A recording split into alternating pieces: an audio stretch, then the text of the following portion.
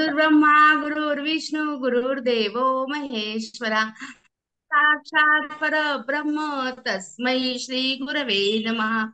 पूज्याय राघवेंद्राय सत्यधर्मरथाय च भजतां कल्पवृक्षाय नमतां कामधेनवे आपादमौलिपर्यन्तां गुरुनामास्तुति स्मरेत् तेन विघ्नाः प्रणश्यन्ति सिद्धन्ति च मनोरथा।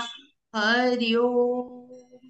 कानिफा प्रबुद्ध नारायणा नाथ पंथी का पालिका ब्रह्मचर्या तुझा ठेवा सिद्धनाथा कानुका ग्रंथ करता योगी राजा मंत्र सिद्ध गुरुसेवका कुर्या सदा मंगलम शिवमंगलम गुरुमंगलम शिवमंगलम ज्ञानमंगलम। हरि ओम। हरि ओम। हरि ओम। माझे सद्गुरु श्री देवेंद्रनाथ महाराज पीठाधिपती खगेश सर्व नाथजी आई बाबा आणि सासू असते यांना विनम्र अभिवादन करून आजची ही सेवा सुरू करत आहे। जय गुरु माऊली।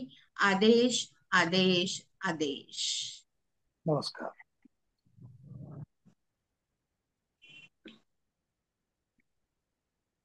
आपण पाहिलं की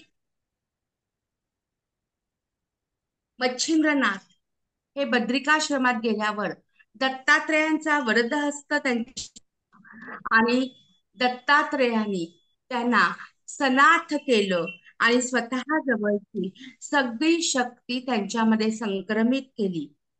असे हे आदिगुरु मच्छिंद्र म्हणजे नाथपंथा ज्यांनी प्रारंभ केला आणि नाथपंथाची परंपरा पुढे निर्माण केली अशा या मच्छिंद्रनाथांना माझं मनोमन वंदन। असे हे मच्छिंद्रनाथ जे आहेत या मच्छिंद्रनाथांनी त्यांना दत्तात्रेयांचा जो आशीर्वाद मिळाला सगळी जी शक्ती मिळाली या शक्तीतून त्यांनी पुढे नाथ कार्याला प्रारंभ केला।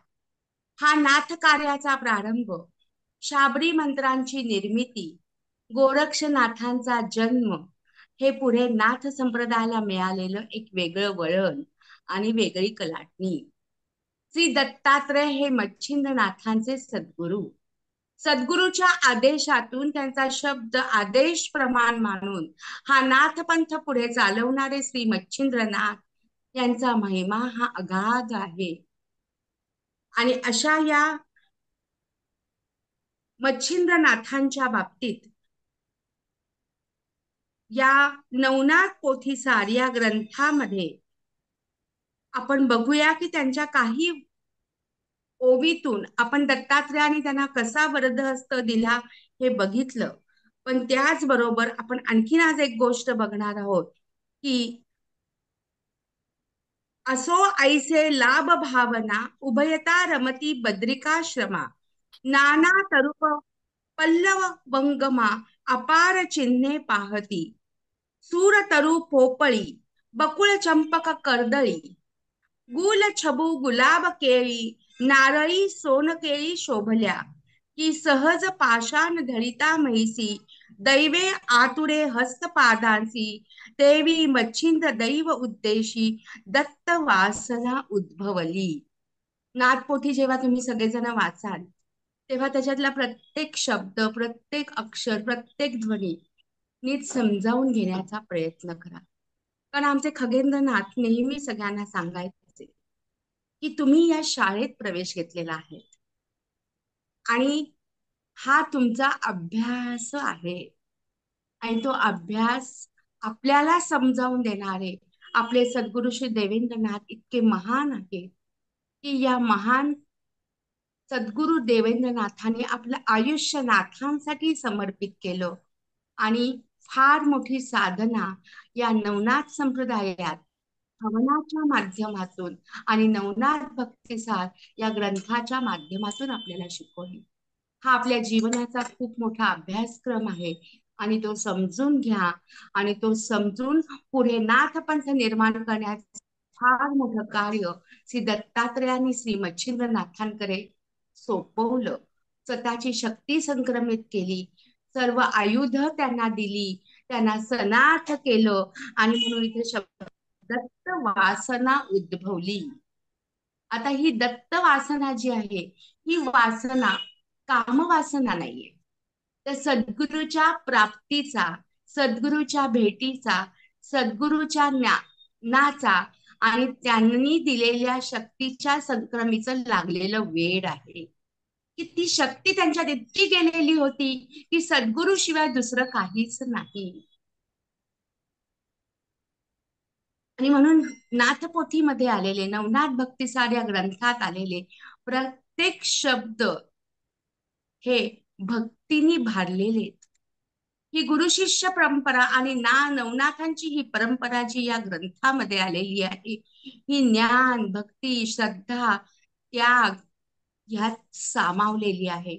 पण प्रत्येक वेळेस माझं एक वाक्य येतं, नवनाथ संप्रदायातल्या प्रत्येक आणि पुढे असे शिष्य निर्माण केले की ते गुरुतुल्य होते, म्हणजे सगळ्यांना मोठं बनवण्याची, त्यांच्यात ताकद निर्माण करून जगताचं कल्याण निर्माण होण्यासाठी इतरांना पुढे नेण्याचा हा सर्व धर्म समभावाचा विशाल मनोवृत्तीचा भाव या नाथांच्यात होता.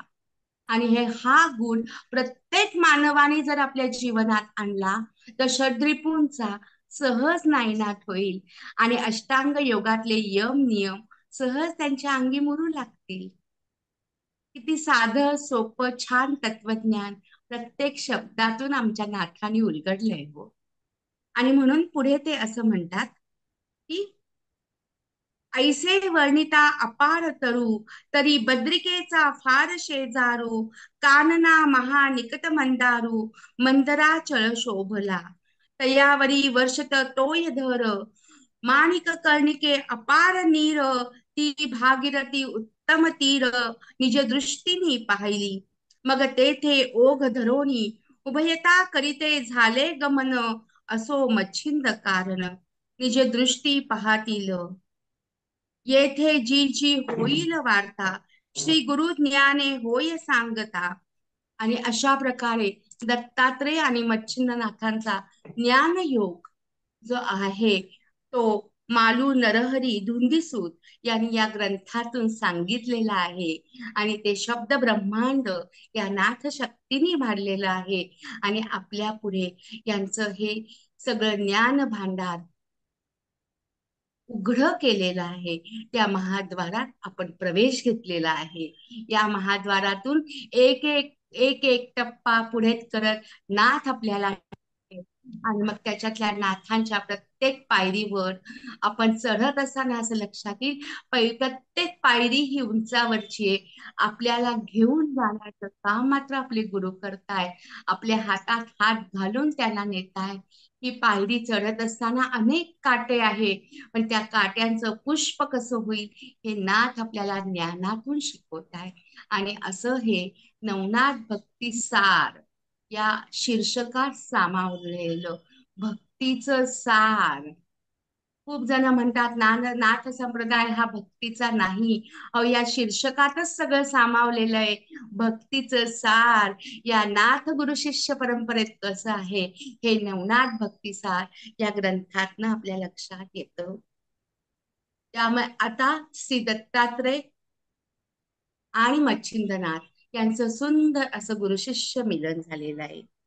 आणि हे गुरुशिष्य मिलनाचा हा भाव जसा ह्या गुरु शिष्यात आहे तसा प्रत्येक नाथ संप्रदायातल्या गुरु शिष्यामध्ये असतो.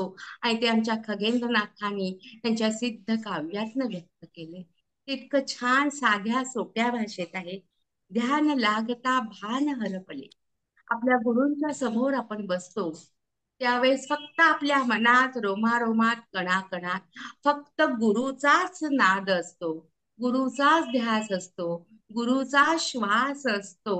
आणि त्याच्याशिवाय दुसरं काहीच सुचेनासं होतं. त्याच्यातला आनंद सच्चिदानंद वाटायला लागतो.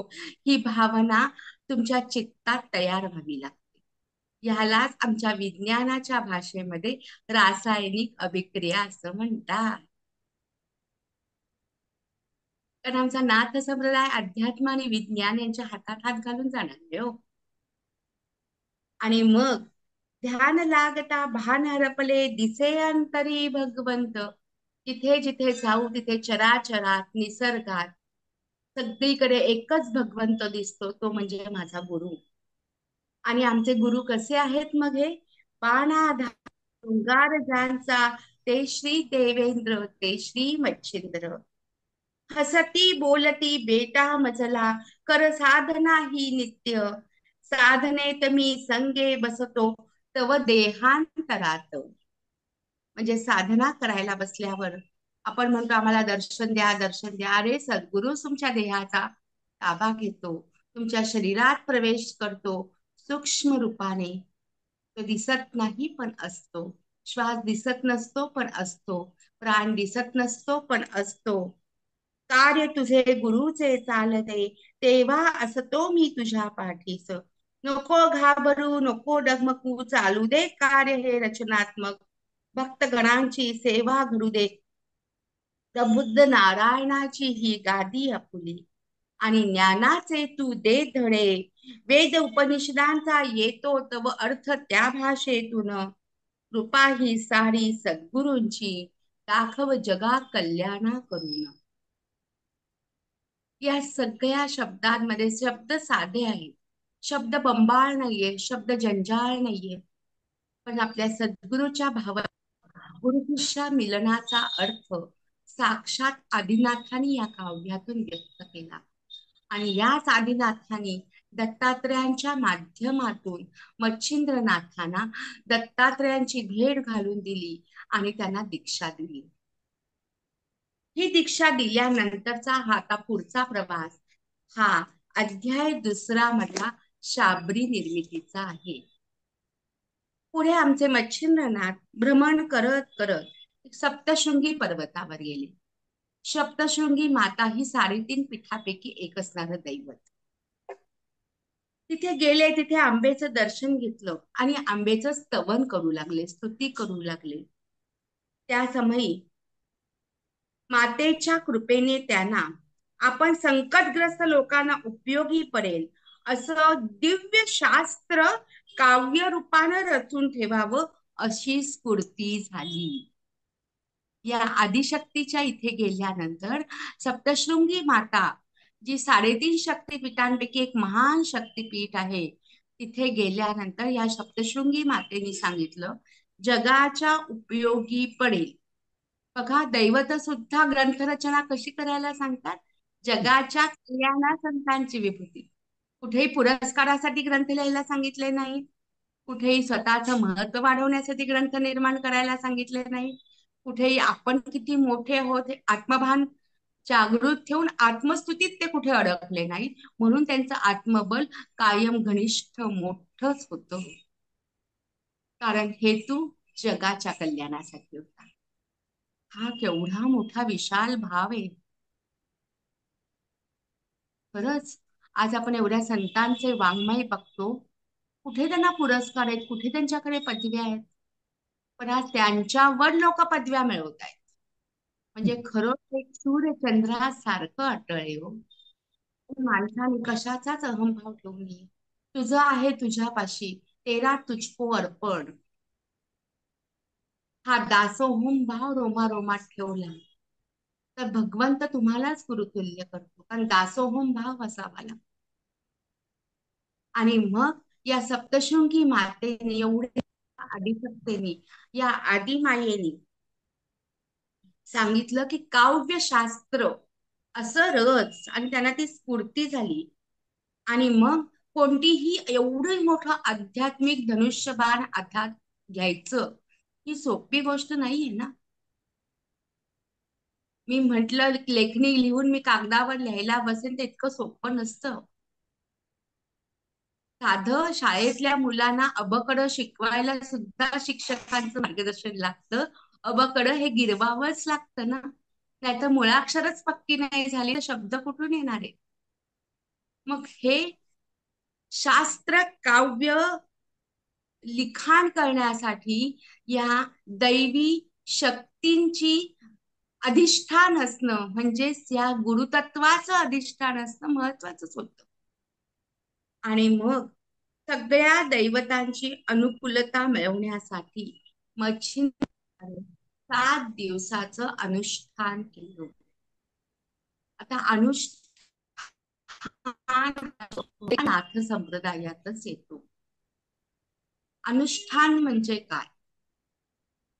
तर आपण जेव्हा एखाद्या पोथीचं पारायण करतो, मंत्राचं जप करतो, त्यावेळेस आपण त्याच्यापुढे संकल्प करतो. उपवास करतो म्हणजे खाण्यावर बंदी हा अर्थ नसतो. तुम्ही सात्विक अन्न घ्या, जिभेवर ताबा ठेवा, म्हणजे निद्रेच्या आधी तुम्ही जाणार नाही आणि जेवढं लागेल तेवढंच खाणं. आहार विहार आणि झोप याचं तंत्र म्हणजे विज्ञानच एक प्रकारे शिकवलेलं असतं. आणि ते करून तुम्ही उपासना करा, असं अनुष्ठान मच्छिंद्रनाथांनी केलं. त्या सेवेने संतुष्ट झालेल्या भगवतींनी त्यांना दर्शन दिलं आणि विचारलं की तेव्हा त्यांची इच्छा विचार साधना इतकी फलद्रूप झालेली आहे की तुला काय हवं असेल ते मागून घे. त्यावेळेस मच्छिंद्रनाथांनी असं उत्तर दिलं, माते, तू आदिमाया आदिशक्ती आहेस. ममतेचं अधिष्ठान तुझ्यावर आहे. शाबरी विद्येवर कवित्व करण्याचा माझा मानस आहे. मला करायचंय, मला करून दे, मला यश दे, अशी उद्धटगिरीची भाषा नव्हती, तर शाबरी कवित्व करण्याचा मानस आहे. त्या कार्यात यश लाभण्यासाठी मदत कर.